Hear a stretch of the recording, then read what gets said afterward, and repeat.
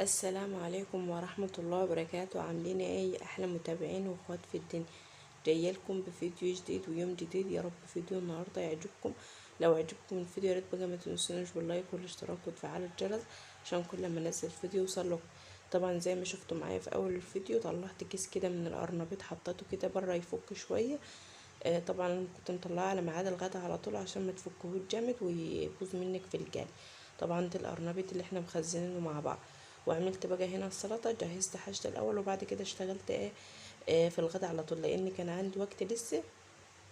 فانا جهزت حاجتي زي ما شفتوا كده، عملت السلطه وقطعت البتنجان كده ورشيت عليه شويه ملح عشان ينزل الميه اللي فيه وما يشربش معايا زي.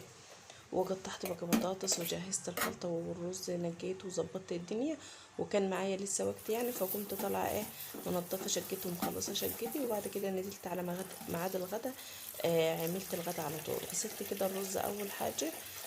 غسلته حلو. حبيت احط لكم الفيديو النهارده بالصوت بتاعه طبيعي، ما كانش في ريحه بقى اطفال ولا كده، كانوا الاطفال في الحضانه، فحبيت انزل لكم الفيديو بطبيعته يعني بالصوت بتاعه. هغسل بقى الرز ده، الرز المصري ده لازم ندعكه حلو كده زي ما انتم شايفين كده، عشان لو في اي حاجه تطلع معايا في الميه ما تخافيش وانا بكب الميه كده ما فيش رز ولا حاجه بتنكب معايا. هغسله بقى مره واتنين لحد ما الميه تنزل منه شفافه وبيضه خالص، اكنها نازله من الحنفيه بيضه رايقه خالص. وبعد كده هاخده اعلق عليه على طول. هنا خلاص بقى كنت غسلته وصفيته حلو من الميه اللي فيه. هحط له بقى شويه الملح واحط له الميه بتاعته. طبعا الرز المصري ده بياخد ميه ياما. واحط له الملح واحط له شويه كده من الزيت ومعلقتين او معلقه ونص سمنه من اللي هي السمنه البلدي دي. وهغطي عليه بقى واسيبه يغلي براحته ويتلدن على ما انا اكون جليت البطاطس والبتنجان. وهاجلي برضو معاكم القرنبيط والحاجات دي كلها. وهعمل لكم البتنجان بخلطة جميلة ان شاء الله هتعجبكم وهتعملوها على طول بنفس الطريقة دي. حطيت بقى على الرز وهولع العين التانية. هحط بقى الطاسة عشان خاطر اجلي البطاطس طبعا الاول، وبعد كده هاجلي البتنجان والاخر خالص القرنبيط.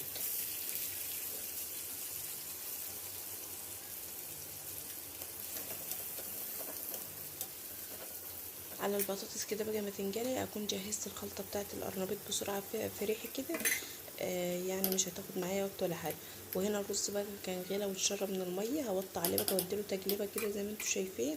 وهوطي عليه خالص يتلدن براحته خالص. على ما انا بخلص بقيه الحاجه اللي ورايا يكون الرز اتلدن والحاجه كلها تكون سخنه وحلوه. طبعا زي ما شفتوا المطبخ معايا نضيف ومنضفاه. انا اسفه طبعا عشان الطير وكده، لان طبعا البيت مفتوح خالص فطبيعي ان هو يخش له دبان. بس انا الحمد لله منضفه حاجتي اول باول. واي حاجه انا بستخدمها لازم بغسلها وبغطي على حاجتي، لو سايباها ولا كده لازم بغطي عليها، لان البيت زي ما انتم شايفين كله مفتح مثلا في شقه او كده، فبتقوم مقفله او عامله باب السلك او كده. لا، البيوت كلها مفتحه عشان خاطر الهوا والدنيا حر، وطبعا ده بيت عالي فلازم يتفتح كده. هنا تحت الماجور ده كان فيه عيش، فانا مغطيه زي ما انتم شايفينه كده. كان العيش يعني لسه جاينا فانا غطيته كده. الخلطه بقى اللي هاجلي بها القرنبيط وهعمل منها برضو البتنجان، حطيت هنا في الطبق اللي هو الابيض اللي هناك ده حطيت فيه كوبايتين من الدقيق. وحطيت في الطبق التاني ده برضو كوبايه ونص او كوبايتين برضو من الدقيق. وهحط 3 معالق نشا. هحط هنا وهحط هنا زي ما انتم شايفين معايا. حطيت هنا في الخلطة تقريبا 3 معالق كبار ومعلقة كبيرة ومعلقة كبيرة في الدقيق التاني ده. معايا هنا بقى كيس من البيكنج باودر، هحطه شوية كتار يعني في العجينة. وهحط بره شوية صغيرين خالص. شوفوا برضو معايا كل حاجة بالتفصيل. هنا شوية طبعا كتري في العجينة بتاعت القرنبيط. وهنا هحط كان فاضل برضو فيه شوية فهشيله لنوبة تانية يعني استخدم في كيك او اي حاجة تانية. دي الخلطة اللي انا هغلف بها القرنبيط من بره بعد ما اعمله في العجين. وهنا بقى معايا الفيجيتار. هحط بقى معلقتين او 3 على الخلطة من بره، وهحط برضو معلقة كبيرة على العجينة نفسها بتاعة القرنبيط. هحط بقى التوابل اللي انت تحبي تحطيها في خلطة القرنبيط، حطيها براحتك انت. حط بقى ملح وفلفل اسمر وشويه كمون وشويه كركم، شويه كاري، شويه شطه، شويه من السبع بهارات، رشه صغيره من القرفه بتخلي لك ريحه الاكل حلوه وطعمه حلو. هحط بقى شويه صغيرين من الملح كده زي ما انتم شايفين، بحط هنا وبحط هنا، وهقلب بقى المكونات دي وهنزل بالبيضه والخضره. وهنا خلاص بقى ده طبعا الخلطه اللي انا هعملها على القرنبيط من بره، اللي هي الغلاف بتاعه القرنبيط من بره، عشان تديلك طبقه ناشفه وحلوه. تشوفوا برضو معايا ان شاء الله وانا بقليه. هنا ده بقى معايا خلاص خلص. وهنا طبعا هجيب العجينه اللي هي العجينه نفسها اللي هتعملي بها القرنبيط. طبعا بجيب عود خضره مش كتير ولا حاجه، شويه صغيرين كده، اخرطهم كده زي ما انتم شايفين. حاولوا تنعموهم خالص عشان ما يعملوش معاكي في الزيت ويبوظولك الدنيا. هحط بقى ايه، هحط الميه زي ما انت شايفه كده. بصراحه رحت عشان اجيب بيض وكده عشان احطها يعني على الخلطه، ما لقيتش، يعني لقيت الدكاكين قافله، فقلت مش مشكله، يلا الدنيا حر والناس مقفله وقاعده في بيوتها، فقلت مش مشكله خلاص، اكتفي باللي انا هعمله النهارده وهيطلع معاكي مجربش وطعمه حلو ان شاء الله هيعجبك. وهنا خلاص بقى خلصت الحاجه بتاعه القرنبيط. هطلع بقى البطاطس واحط البتنجان. هتشوفوا معايا ما تخليش العجينه لابسه عشان خاطر ايه تشيل معاكي من القرنبيط وما تبقاش مكتومه من جوه كده، تكون هشه وحلوه. خليها طريه كده وحلوه، ما تكونش لابسه عشان خاطر ايه القرنبيطه معاكي تشيل من الخلطه دي، وما تيجي تنجلي ما تكونش مكتومه وكده، تكون هشه من جوه وطريه وحلوه. هطلع بقى البطاطس زي ما انتم شايفين معايا كده، وهنزل على طول بالبتنجان. طبعا البتنجان صفى الميه اللي فيه بحالها، وهعمله بالدقيق كده والخلطه، وهحطه مش هيشرب زيت معايا ان شاء الله. هجلي بقى البتنجان. طبعا نزلت بالبتنجان في الخلطه دي، وهنزل على طول في الدقيق، وهبخره من هنا ومن هنا بالدقيق، وبعد كده هجلي في الزيت على طول زي ما انتم شايفين كده. مفيش اسهل ولا اسرع من كده، وبيطلع على طول معاكي متحمر ومجرمش وطري من جوه ورهيب. جربي ان شاء الله يعجب. هعمل بقى الباذنجان كله بالطريقه دي زي ما انتم شايفين بالمنظر ده. هعمله كله كده بنفس الوضع. هنا خلاص بقى بعد ما اتحمر من تحت هجلبه كده. طبعا هتفضلي تقلبي فيه لحد ما يحمر معاكي. انا متاكده ان هو يعجبك، مش هيشرب معاكي زيت ولا اي حاجه. اهم حاجه بس اعملي الباذنجان زي ما عملته كده، ورشيت عليه شويه ملح، وسيبيه يصفى الميه اللي فيه وينزلها خالص عشان ما يشربش معاكي زيت.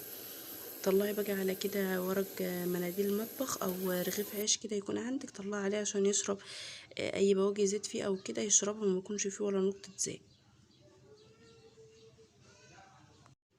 هنزل بقى بالدور التاني وهعمل نفس الكميه بالوضع ده، وهنزل برضو بالقرنبيط، يعني هبقى اعمله بالخلطه بالعجينه، وبعد كده هبهره بالدقيق زي ما شفتوا معايا كده في الباذنجان.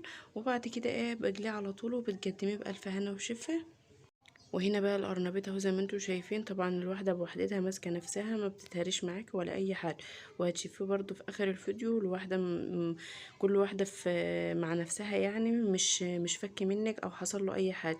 طبعا دي اللي احنا كنا مخزنينه مع بعض، واللي حابب يشوف الفيديو هتدوروا على القناه بتاعتي يوميات ام اسامه ورانا هتلاقيه. كنت مخزنه في اليوم ده القرنبيط والكرنب بطريقه حلوه يعني تعجبك، تعتمد عليها على طول. وانا ما بنزلكمش اي حاجه كده وخلاص يا بنات. انا بكون مجربه الحاجه مره واتنين وتكون ناجحه معايا فبنزلها لكم. انا واحده عاديه زي اي واحده بيت عاديه خالص، على طبيعتي الحمد لله. ما بصنعش في المحتوى بتاعي، ما بعملش اي حاجه اجلد بها حد. انا الحمد لله طالعه بالطبيعه بتاعتي، طالعه ببيت البسيط الهادي. زي ما قلت لكم انا قعدتي كلها تحت في بيت حماتي. يعني ما عنديش يعني امكانيه ان انا اجيلكم ببيت فخم او كده. انا الموجود في بيتي والحمد لله، وانا بحمد ربنا ان انا عندي بيت لاممني انا وولادي، غيري مش لاقي. انا بعمل اللي موجود في بيتي وبشارككم يومي روتين عادي باكله عاديه. مش بعمل حاجات اللي هي الفخمه او الحاجات دي الحمد لله. انا بعمل اللي متوفر في بيتي. بنظف بيتي، برتبه، بنظمه، بخلي وقت كده منظم، بديكم طاقه، بشجعكم. كل الحاجات دي انا بعملها وياكم وبشجع منكم برضو. شكرا للناس اللي معايا على القناه مشرفيني، وشكرا للناس الجديده اللي معايا. هجلي بقى القرنبيط دي زي ما شفتوا معايا في البتنجان بالظبط، وخلاص كده واطلعه واقدمه وارش عليه كده شويه من الخضره. وخلص فيديو النهارده. ما حبيتش اطول عليكم اكتر من كده، معلش الفيديو كان طويل بس كنت لازم اديكم كل معلومه. يا ريت بقى اللي وصل لحد هنا ما ينسينيش بقى بالاشتراك وكومنت حلوه منكم كده وتفعيل الجرس عشان كل ما انزل فيديو يوصل بقى. في السفره دي جميله، والبتنجان بيبقى حلو برده مع الرز او العيش، وعملت برده سلطه. وهنا القرنبيط بتاعه زي ما انتم شايفين، زي ما انتم شايفين جميل اهو ناشف. وخلاص هنا خلص الفيديو. طبعا كان فاضل كده شويه من العجينه معايا، هحطها في كيس كده واحطها في الفريزر لمنين ما استخدمها تاني. اجلي مثلا منها قرنبيط او اجلي منها بطاطس او بتنجان حسب ما تحبي. بس هنا خلص الفيديو، استودعكم الله.